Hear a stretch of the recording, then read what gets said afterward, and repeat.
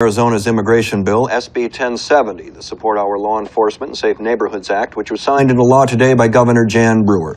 Joining me now by satellite are three strong supporters of the new law: Dr. Dwayne Soter, an academic who's written extensively about immigration policy; Ross Fernholm, a former Arizona State Patrolman who now runs the all-volunteer Independence Border Guards in Yuma; and Gwen Lally, a junior at the University of New Mexico and the second runner-up in last night's Miss USA pageant, who was asked about this very issue on stage and who believes her answer was what kept her from winning. Thank you all for being here.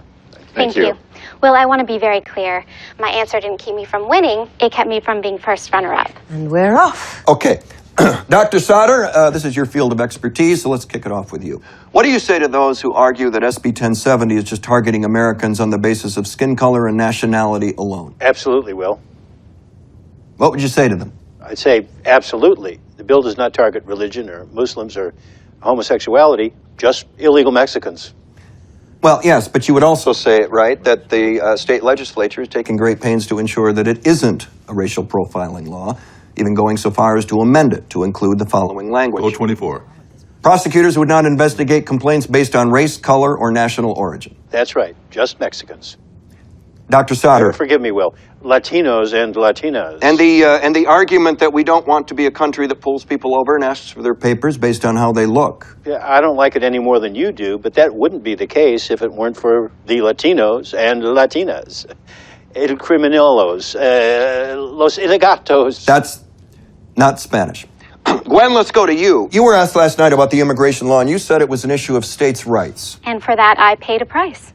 That notwithstanding, you raised an interesting issue.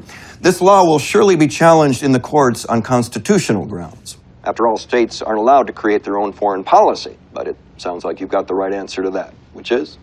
I'm a survivor, and I don't know the word quit. Probably other words, too. Shut it. States aren't allowed to create their own foreign policy, but this isn't about foreign policy, it's about law enforcement.